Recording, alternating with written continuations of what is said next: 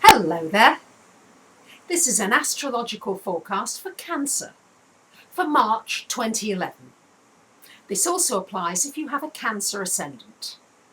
So my Cancerians, this month is a wonderful month for anything connected with learning, teaching, studying, the metaphysical, anything connected with astrology, anything connected with tarot, all this area. It's a wonderful month for either learning it or teaching it or sharing it and spreading it around, because it's going to be easy for you this month. Things are just going to fall into place, things that you've maybe not understood before or new revelations coming in. This is the month for it. And particularly around the middle of the month, when the Sun is conjunct Mercury, you're going to have some wonderful ideas. You may want to write as well. This is a wonderful month as well for publishing anything. It could be just articles, it could be a book, anything that you want to publish and get out there. It's a great month to do it. So really, this is an out there month for the most part for you Cancerians. I know you don't like too much out there, but this is a month where it's important to push yourself outside of that introverted side, which many of you have, and really push yourself out to meet people from foreign places. It's a wonderful month for traveling, for exploring your horizons, for involving yourself in new interests, in things that maybe you haven't read about before, but you've thought you might like to delve into. This is a great month for doing it. You're going to get a lot of help in doing it. There could be somebody you meet from a foreign place as well that falls into this. For those of you looking for a romance, this could well be a good month for it as well, with Venus in that 9th house of meeting a foreigner or somebody who wants to help you in your spiritual quest. Great time, as I said, for teaching and sharing information. After about the 3rd week of the month, we've got a lot of planets in your 10th house, Cancerians. Wonderful time for anything connected with your career, your work, with being heard in your work, with people accepting what it is you want to say, with going a little more aggressively out there with what you want to achieve. Also with your public image, maybe thinking a little bit more about how you want to appear, if you want to appear at all, I know Cancerians, but for those of you that do, this is a good month for appearing in public, for being seen and for being noticed as well at the same time. So as well, we've got the 4th week of the month, we've got Neptune conjunct Venus in this 8th house of finance, joint finance. So it's important that you're careful with your finances, particularly that last week in the month. Somebody may need rescuing financially, may depend on you financially. Somebody may have a deal that they approach you with that sounds, wow, fantastic. You won't be seeing it clearly.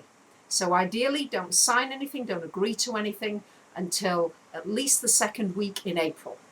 If it still looks good by then maybe so.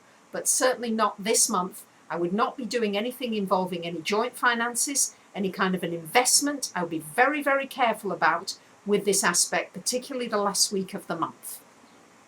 Your relationships, Cancerians, are changing, aren't they? See change happening in your relationships. Many of you are needing to be alone. You may think you don't need to be alone and not, you really want to be in a partnership. But many of you during this transitional phase are going to need to be alone and to reassess your relationships, to reassess what's important to you.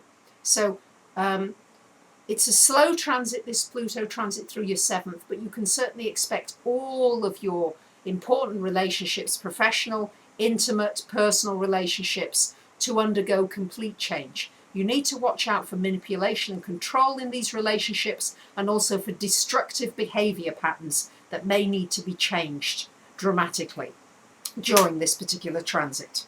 Now, Uranus goes into Aries on the 12th of March. This is going to be making a square to your Sun. So you can expect to be shaken up, Cancerians. I know, enough shake-up already. I know, Uranus in Aries, it's a shake-up. It's a shake-up for the world. We're seeing it with all the political unrest that we're seeing around the world. There will be unrest inside of us too. Things are speeding up, Cancerians. You can't go at a slow pace anymore.